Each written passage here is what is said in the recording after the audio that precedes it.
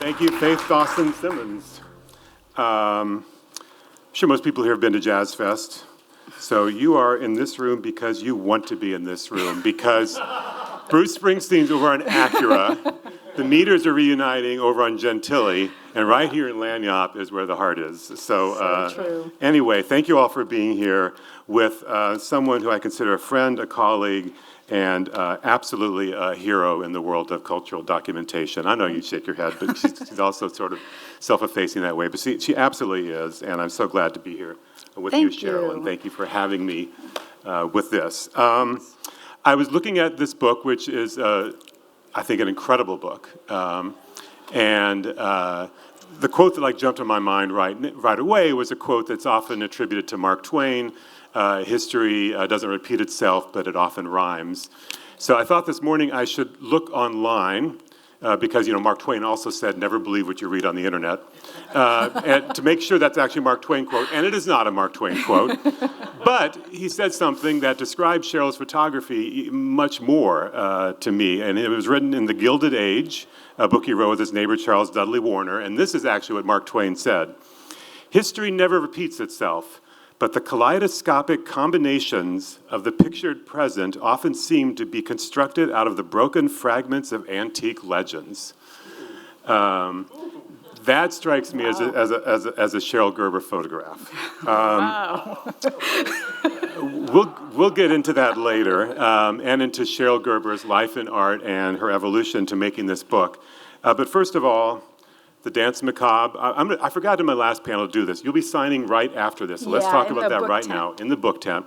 And this is the first year that they've allowed independent book sellers to come in, so it's really exciting that they chose Octavia and Baldwin Books just to support them. So the Dance Macabre.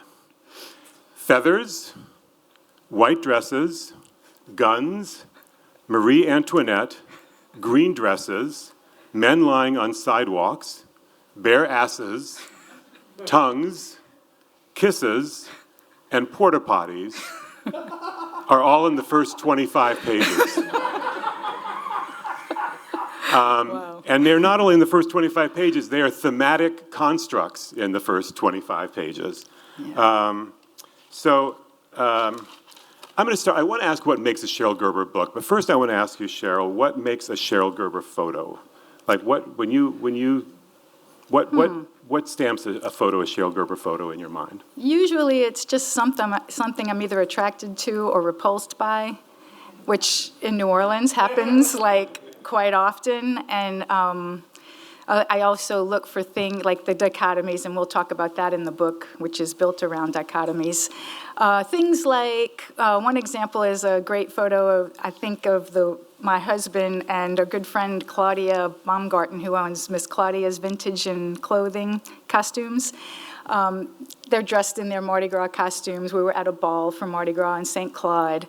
And it's one of those moments where you've seen it a million times, but then, and Claudia didn't notice, even till the book came out, she didn't notice that a disabled homeless man had rolled into the picture and was asking for money. And it's just kind of that's how New Orleans is. You're celebrating all these amazing moments, but then some tragic thing kind of comes along and opens your eyes. So I kind of gravitate to those kinds of things, the contrasts and dichotomies of New Orleans. Within the same photo? Within the same photo, but that doesn't always happen, so you make a book where you can do two different photos.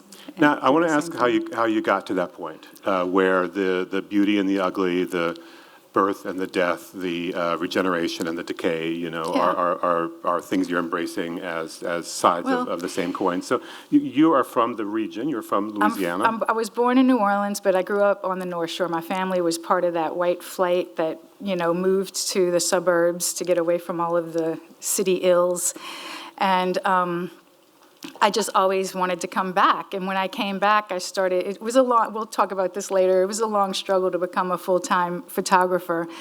But after I did, I had this amazing privilege to be in the homes of some of the wealthiest people in town. I'd go to cover these parties in the mansions of St. Charles, and then I would go cover a murder scene or a second line in the 7th Ward. And it wasn't lost on me that most people don't get to see those two different aspects of New Orleans. And I always kind of wanted to one day be able to show the two sides. And fortunately, I've done enough work that I can. You said you always wanted to come back. Yeah, Because I mean, you felt, even though you left as a young child. yeah, I was about 11 or 12, and the country was a great life. It was, wonderful and safe and beautiful, but I always missed the diversity of New Orleans, the color, the flair, the oak trees. I remember missing the wrought iron and hardwood floors and things like that. So as soon as I graduated from Southeastern, where I got a degree in liberal arts, I came back to New Orleans when I was 21 and thought I knew New Orleans just because I was born there, but it was quite different once I started opening my eyes to it through the lens. When you were growing up, was there a division? Was it one of those, don't go back there, you're going to get robbed, at every street corner kind of thing? Yeah, in fact, I did a webinar recently with LSU Press, and the first question I got was, don't you get afraid? And I didn't ask her what she meant by that, but I think I probably understand what she meant by it because when I was 21, I was afraid because you only see the news, you see the murder rate, and you see certain things that make New Orleans dangerous. But then when you're living here and you're out looking at the vibrant culture, you see the beauty and the connections you can make, and your fear starts to kind of like go away. And so I don't have any fear these days, but back then I probably did, because of just everybody telling you New Orleans is so dangerous. And it is, but there's also a lot of amazing things you miss out on if you don't take a few little risks doing things. When did you start taking photos, Cheryl? I started taking them. I worked at a newspaper, and I thought I was going to be a reporter. I worked at the St. Tammany News Banner in Covington. I was 20 years old. I was the only girl. I was younger than, by far than anybody. And every day, my stories would come back covered in red ink. And one of the wise-ass reporters was like, hey, Cheryl, what's black and white and red all over? And I was just like, I'm not cut out for this. So my boyfriend at the time got me a camera, and I started taking pictures to go with the stories.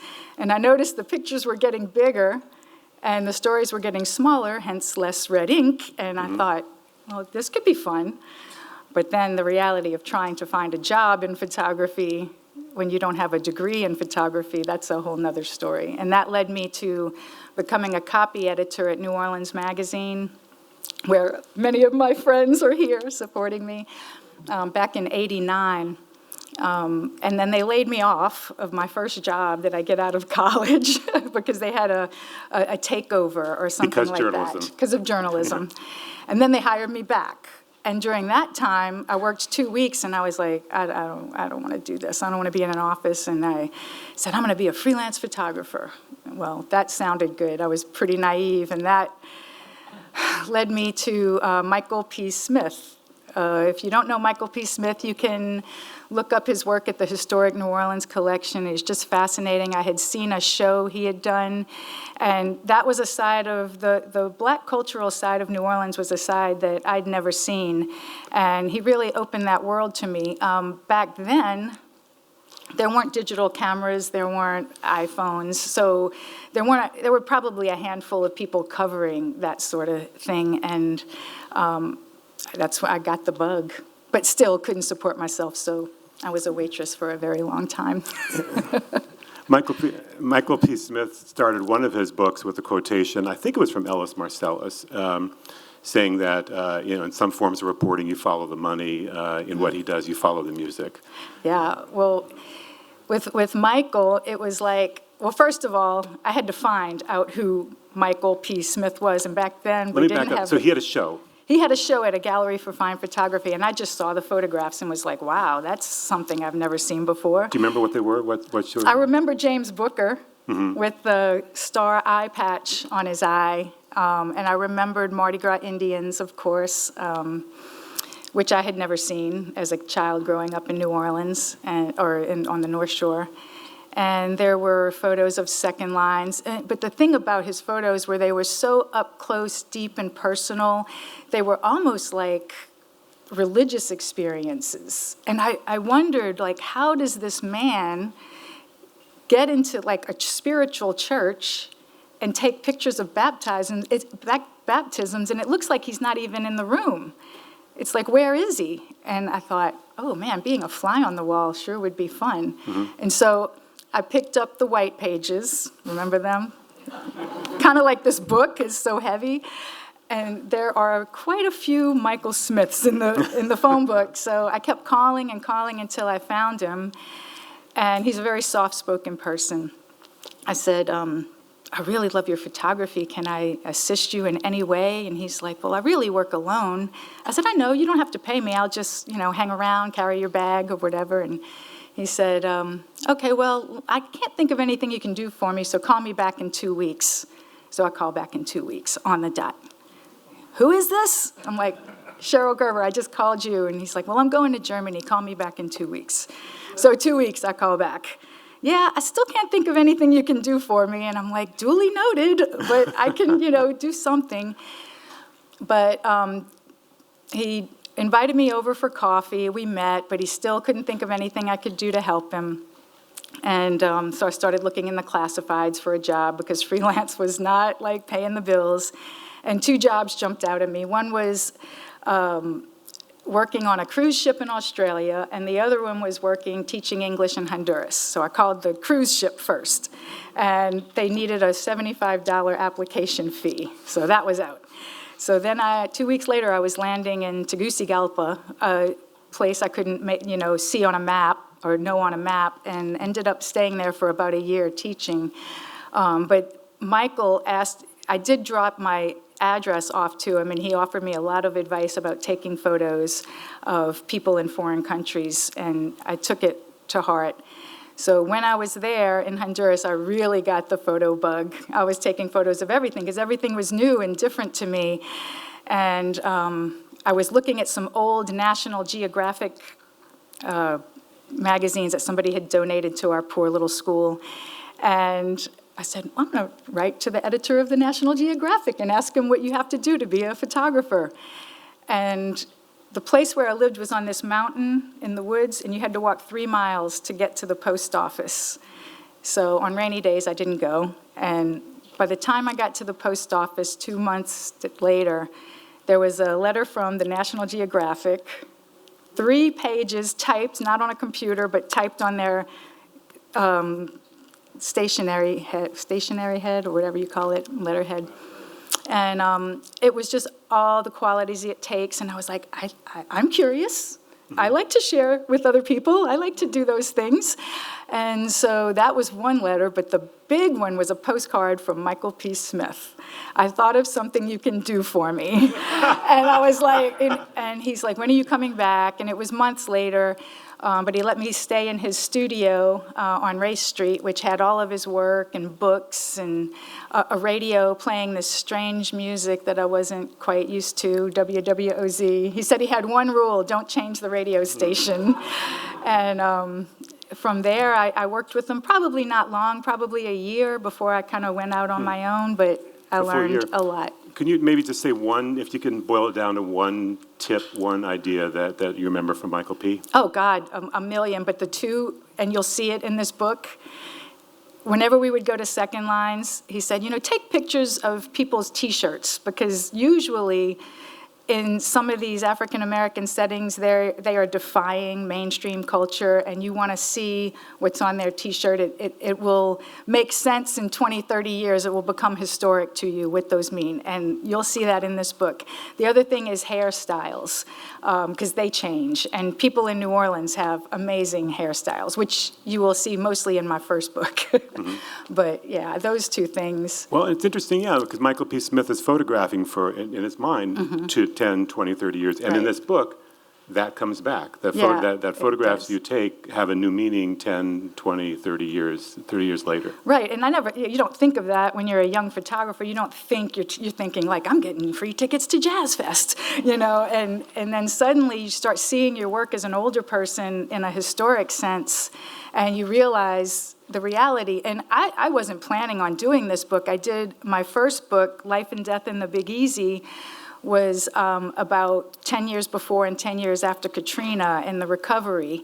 Didn't think that I had it in me to do another one, but then I ended that book in 2015 with the 10-year anniversary of Katrina, which by then we were largely recovered. The national media had moved on. I started losing a lot of national work because newspapers were failing. 2016, this very consequential presidential election happened, which was this whole other storm that brought people out to the streets. And even though I wasn't working for a lot of the publications I used to, I still felt a need to go out there and photograph it. I'd never seen so many protests like we saw, and you'll see I have a whole chapter on protest in here. So. You talked about Michael P. Smith photographing in the spiritual churches. When I think about your work especially, I think about the insider-outsider status that you must feel going, whether it's into a rec den or whether it's going into a practice, a Mardi Gras Indian practice, not on the street, but in a back room. How have you negotiated that, those entrances for yourself? Have you had troubles sometimes? And I'm also kind of curious to know if coming in as a woman who's taking photographs, what that has added to that experience for you. Yeah, I mean, getting older does have its advantages. As a middle-aged woman, you kind of become a little invisible, and people don't react. When I was younger, I'd get a lot of pushback for doing these photographs. For a long time, I totally felt like I was intruding on things and places that I shouldn't that I had no business being in. One example is one of the biggest second lines I'd ever photographed. It was overwhelming. It was like 3 brass bands. It was in the Calliope projects at the time, and I was still very young. It was I think it might have been the first one. And we're going down the street. Does everybody know what a second line is? I think, okay, everybody knows. So we're going down the street. It's like one big giant organism going down the street through these projects, and I lost Mike after the first 10 minutes. And somebody got into a fight, and a beer bottle got thrown, and I started having kind of a panic attack, like, I got to get out of here.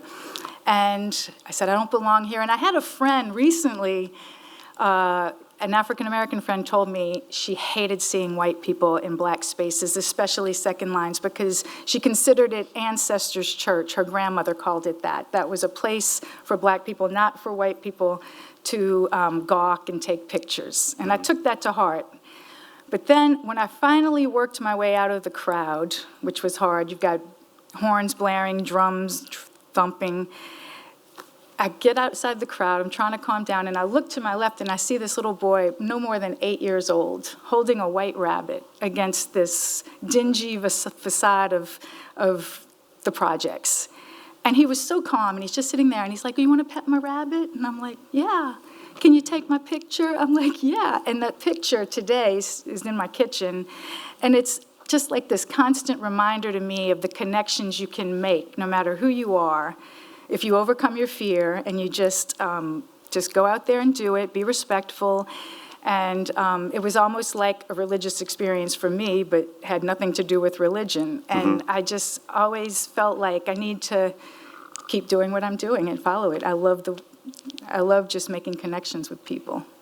I was a know-nothing offbeat writer back in the early 90s, and I remember I was doing a story about brass bands. I know, they're cool, I'll write about that. And I had a little notebook, and I was at a second line, and another white guy starts yelling at me, don't write about this, you're going to ruin it for everybody. That wasn't him, but yeah, I won't. No names. But I'm wondering sometimes you find yourself on the kind of avant-garde of popularizing certain traditions. I'm not Davis Rogan. No, I'm just kidding.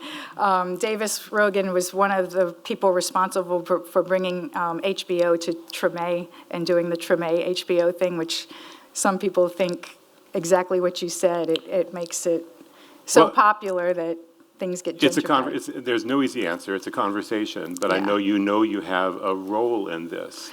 I do, but I don't concentrate on one aspect of New Orleans. I don't concentrate on Black culture in New Orleans. I do everything. And for me, and I've heard criticism about, white photographers taking pictures in Black places, but if I'm going to do a book about New Orleans, I can't not put that in there. I really, more so than any other book I've done, this one, I wanted to really show the full spectrum of New Orleans. And I think I did, especially over the last 10 years. And one decision you make, possibly out of sort of realization of your role, is you make an incredible effort to find out, even if it's a crowd shot, who the people are. And I wonder about these photographs are in some ways artifacts of your relationship with your subjects.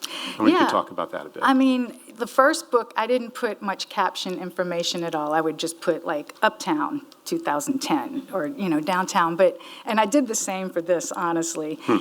And my editor, Jenny Keegan from LSU, she said, I think your readers would benefit a lot from doing enhanced captions. So at first I was like, oh God, more work. But I learned so much by doing it. I learned one thing was that Gregory Amen, our archbishop, is the first native archbishop in New Orleans. And I also learned, I don't know if I could have done it as much without Facebook and social media, because if I did run into a problem with finding somebody, I'd just kind of throw it out there and say, does anybody know this person? Also, Bill Haber, my longtime editor from Associated Press, we had to write captions for everything, so you collect a lot of information about each photo. In entering spaces, what about photographing the rich and the powerful? What about going into the rec stand? What have been your experiences? Oh, everybody's nice and they pay. It's like, I think about I did an interview with Gambit about this book, and he asked me how many of the photos were assignments. And it was the first time I thought about it. None of them. Maybe like 10% out of the whole book are from assignments. So thank you, Tulane, for hiring me all the time to do your work, because this street photography there's no way, unless you're like a famous photographer, to make a lot of money doing that. So the jobs of working with the elite crowd, the affluent crowd uptown, it's been really wonderful. I mean, I was a poor kid growing up on the North Shore, rural North Shore, not the North Shore it is now. We had cows walking around the roads. It's like the first time I went into a mansion on St. Charles, I'm looking at the art on the walls and the chandeliers, and I'm thinking of my mom blowing her cigarettes in their fine drapes, So it was really fun, and it's good that I get to see both sides. Where do you talked about getting the gigs that keep your street photography going? This is more, I don't know, maybe it's not an interview question, maybe it's a therapy question, but where do you get your incredible hustle? Because when I first met you at Gambit, I mean, it is an incredible sense of hustle that I've always witnessed with you. One of the reasons, this book is laid out in juxtapositions, and you'll see how my brain works. My father was Amish, so he grew up with an incredible work ethic that he passed on to me. And then he comes to Mardi Gras after he got out of the Korean War and meets my crazy mom who, had never left New Orleans in her life. So I think I get that from him. Also, you need to pay the bills, so. Right, right. But there are easier ways to pay the bills than what you choose. I was not expecting my Amish father for an answer for that question, and that's amazing. I was talking about this book with one of my editors, John Hartman, who is the editor of Chess Life magazine. Speaking of hustles, I do some stuff for them. And he bought this book after I was talking about it, and we spent a good 10 minutes just talking about this page, which prompted us both to burst out crying when we hit it, this series here. Oh, yeah. You all buy the book, so you're not going to see it this is very little well. Kaleem for his first birthday, or no, fifth or sixth birthday. He's Third. his mother's third. The tradition of pinning the money to you, and he's got a little second line on Bayou St. John. We know him, he's 12 now? No, I guess he's about 12 now, right? Yeah, he's getting up there. And then it's juxtaposed against this photo, which was a balloon release for a 9-year-old boy who was killed just a few blocks from our house. So those are the things that make you love and hate New Orleans. It's that dichotomy of things. And they're both, and blue balloons. Blue balloons, Light blue, sky blue balloons are at the center of each photograph. Yeah. I really want to show like the different, like every pairing has something, either it's a color or an expression of somebody or an outfit or like a blue balloon. And I wanted to be able to show the both sides. So. Or a man leaning back either in a leisure chair or in on a street post. So Michael is a member of the Laissez Boys, which is the carnival crew that rides lazy boy chairs down the road. You want to find that picture? I know you know what page it's too small. on. They won't see it. So he's wearing, and I think you even have on a smoking jacket, and you're riding down the street. And then it's juxtaposed against a homeless man laying back on a concrete pillar. I don't know if he was stretching his back or what, as a mattress truck drives by. So, in this space, actually, the first panel this morning was Viet Thanh Nguyen, and he talked about, and part of being the child of refugees, he quoted F. Scott Fitzgerald in talking about that being an American is holding sometimes diametrically opposed ideas in your mind. That F. Scott Fitzgerald said something you have to do just to be a human. Right. And that is, and holding these ideas in your mind that someone might be parading in the ultimate, laissez le bon temps rouler, kind of thing, and then pass a scene of impoverishment. Right. And does that stop the parade? No. But then how do you reconcile? How is that reconciled? And I feel like that's the question you raise and wonderfully don't answer in this book, is how do we reconcile that? I think I do answer it. Okay, let's hear it. I think that, New Orleans is a small city facing the most major problems facing the nation as a whole. We have climate change. We had the pandemic with a lot of death, and death was on my mind so much. That's why I named it the Danse Macabre. We've had so many of our icons gone during that time. We also had Hurricane Ida, so we have to deal with disaster. And if, for all you Walker Percy fans, you know that hurricane theory of, New Orleans, you have to, people are real and get along during disasters and death because we kind of unite, and it breaks up that malaise, that everydayness of life. Well, who does that better than New Orleans? I think that what I wanted to show was that we have all of these problems like everywhere else, but the way we respond to adversity, like death, disaster, we respond with defiance, we respond with debauchery, and it's all in here. And I think that the rest of the country could learn from us a little bit how to. I have a section in here called Eat, Drink, and Be Merry, of all the people that I see just eating and drinking and chugging on the streets, because tomorrow you could die. It is your answer. You're right. And there's that bumper sticker in New Orleans. We put the fun in funerals. Yeah. And that's cute. But it's you address that in a really profound way. And as a writer, and by the way, that North Shore reporter, let him know that your writing is quite good. It's gotten so better. Let's see what books he's published in. This is your conclusion. No matter our stations in life, no matter our dark and cruel history, we know that, right? And you're expecting to hear at this point, we know that there's a brighter tomorrow. No, that's not what Cheryl writes. No matter our dark and cruel history, we know that disaster and death unite us all. I mean, it does. Look what happened after Katrina, the most horrible thing that happened in our history, and we came back. But that wasn't the first disaster New Orleans has ever faced. We've had, plagues before this COVID. We've had the Great Fire of, 1788 or something like that. We've had to rebuild from war. And we're going to have to face a new reality in Louisiana soon. So I think I'm going to be out hitting the streets again. Can you describe what you mean? Well, it's so funny because, as we know, everybody we have a whole new supermajority of, I guess you could say, extreme right in our Louisiana legislature, and our governor's You could already, understate it that way. Well, one thing that, I don't want to be political, but a reporter asked him recently, our new governor, how many state troopers he was going to send to New Orleans to help the crime problem. And he said, well, it's like the military. You don't tell the enemy. And I thought, we're not the enemy. We're not. And I have faith that New Orleans will respond appropriately, defiantly, as we always do. And you can see that in these pictures. I mean, I didn't think I was going to do another book, and then this national election happens, and then there was the Muslim ban, and thousands of people come out and march. And then a week later, we've got the Women's March, which, there must have been 5,000 women in New Orleans. That's a big protest for New Orleans. I've been working for 35, 40 years in this city. I've never seen so many protests.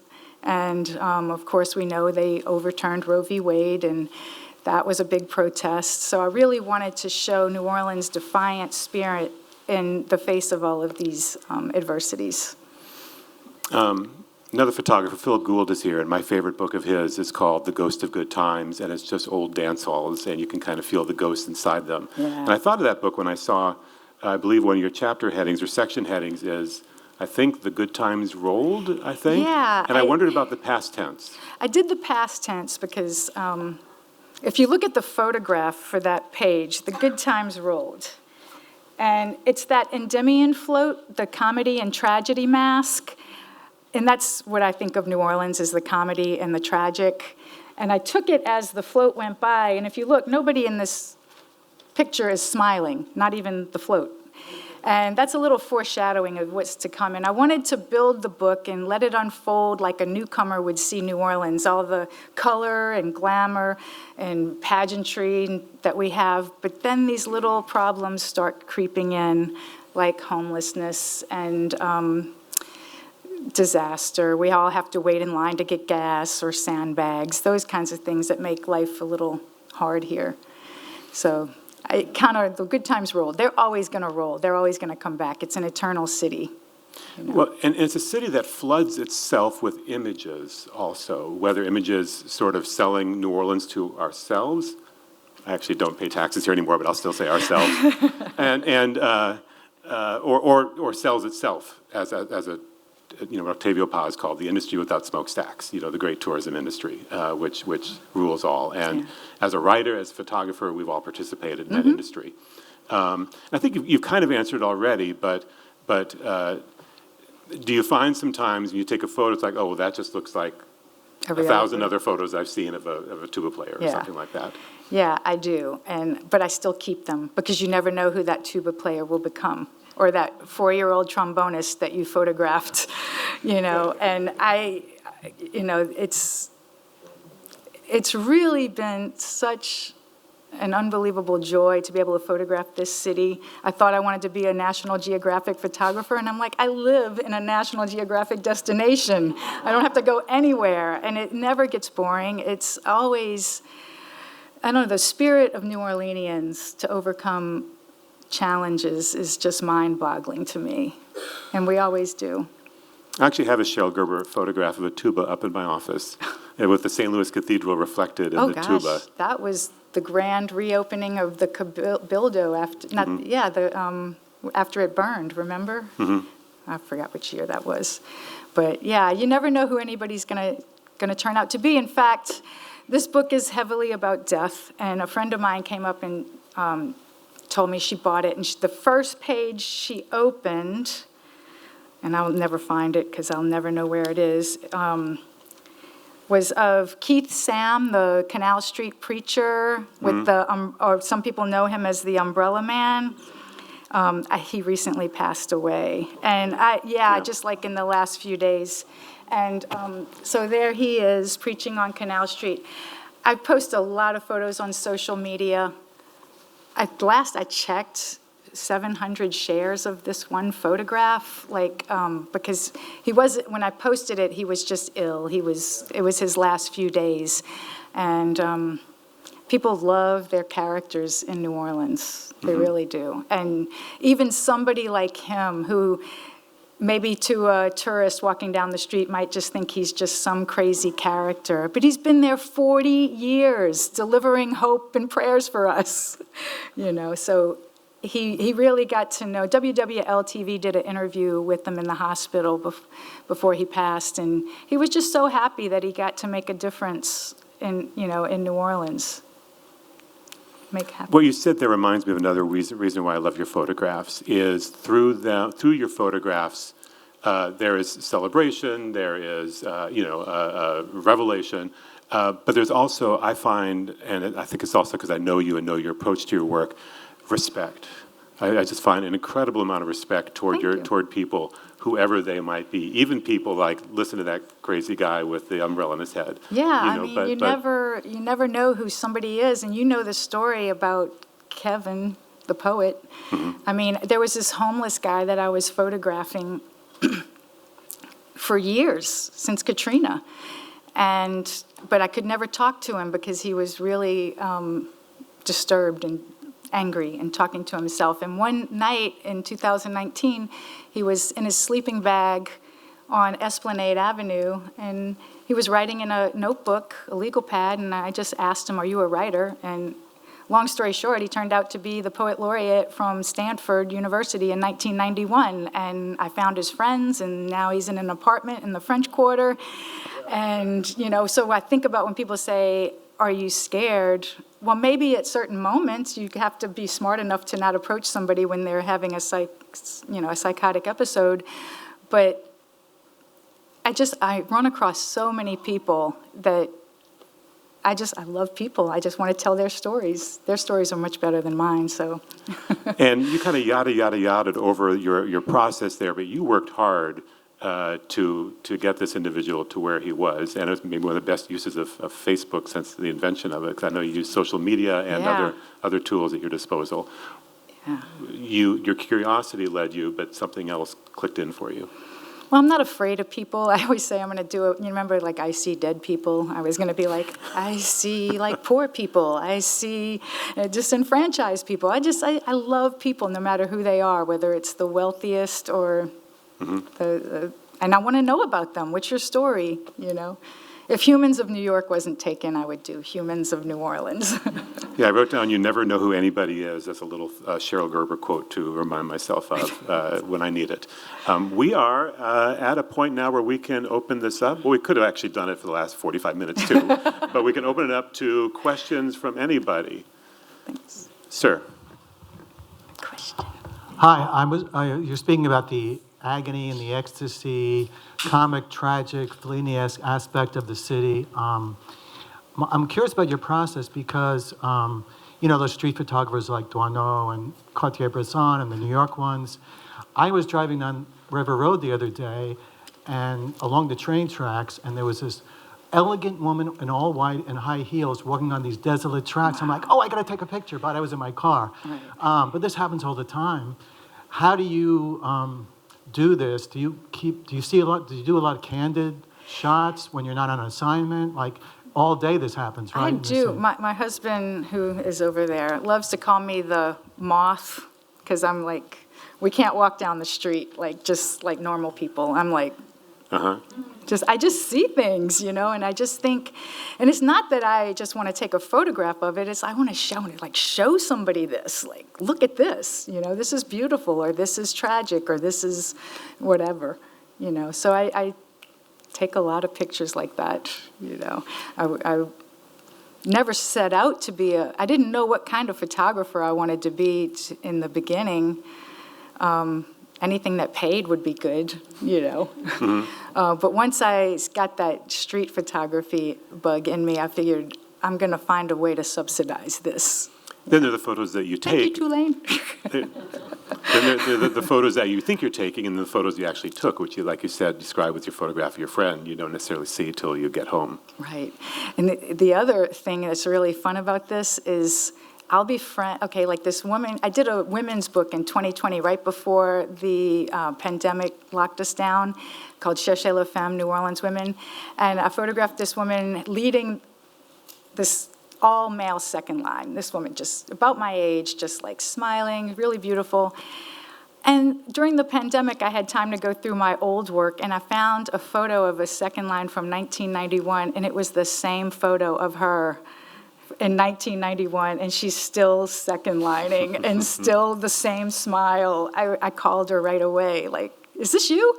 And she was like, yeah. So you cross paths with people, have photos in your computer that you don't even know or in your, file cabinet, and then you're friends with them and come across it. It's really kind of weird. There's a question over here. I would like to hear you elaborate more on the act of creativity, whether it's people costuming or creating music, and then your creative acts as a photographer and how that defies death and tragedy. Like, can you elaborate on that? Yeah, because I don't feel creative. I just feel like I don't feel creative. I just feel like I'm going and documenting other creative people, which kind of, I guess, I'm creative in noticing that they're creative, but the creativity, I think, came in the laying out of this book more so than taking the photographs. The layout, I paid meticulous attention to, and I broke it up into 4 pieces. The Good Times Rolled, which we talked about, which shows the good times and how the little problems creep in. And then the second part is the Saints and Sinners, because New Orleans gets a really bad rap about our debauchery and people thinking we shouldn't be, they shouldn't have rebuilt New Orleans after Katrina because we had Southern decadence coming, So I did that. And then when the Saints Go Marching In is dedicated to all the funerals, even before the pandemic, we lost Dr. John, Pete Fountain, Alan Toussaint, all of that. Leah Chase, so many. And then the 4th part is the Defiance part, dedicated to the protest and the defiance. We won't bow down, we call that. Right. Using a line from that group you didn't grow up knowing about until you moved across the lake. I know. I'm just going to show another juxtaposition here and then another question. If you can see it, this was another one that kind of stopped me in my tracks, Oh, yeah. partly because it's color and shape. Cheryl is looking for for sort of a horizontal line, across the page. But then young man whose name you could not find it. No, I didn't have, because I took that just as walking by. Yeah, and the color of his shorts are the same color of a police tape, of a police line tape. So you see this incredibly athletic act of creation with just sort of the something the sign of something that's been destroyed. Yeah. I mean, it's so many people don't realize how beautiful they are. I've had people say, "Why are you taking my picture? The Mardi Gras Indians are over there," and it always makes me smile to make somebody when I show them their picture and they're happy to do it. Now people tell me not to take the picture and I back off. Mm-hmm. So that happens. Yeah, it still happens. It happened this morning. I think I said it. We have a question. Question? Yes. Do you have a question? Oh, Excellent. Miss Posh. What inspired you from your dad? Oh, wow, you're going to make me cry. My dad was not a very creative person. He was a hard worker. He was a welder. And I remember when I told him I wanted to be a photographer, he went, "Oh, that college money for nothing." I was like, but he was the sweetest, kindest man, never had a bad word to say about anybody, and just that work ethic, that's what inspired me. If you want to be a photographer, he's like, I don't know, maybe you could take pictures of sunsets or something. But he always supported it. So, thank you. Thank you for that question. Gosh. I think we have One more? One more? Yeah. Dylan? Do you you used to use a darkroom, right? Yes. Okay. Now that it's digital, do you manipulate anything do you edit at all? No. You edit with your mind, I wish I right? could say that I don't. I mean, I tone and do colors. But most of it you see with your eye. And Yeah, and honestly, it's just because I don't know, I'm not attracted to the technical side of photography. I'm not attracted to that sort of thing. Also, my editor, Bill Haber, knows AP would not allow you to manipulate photos in any way, and so for a long time I felt bad and felt like an imposter, like I wasn't really a photographer because everybody else was doing these cutting edge things. But then when you see your body of work laid out, you go, well, this is not that, but it's this. And so I think there's room for everybody to make a statement somehow with photography. But I just want to show you what I see as it is.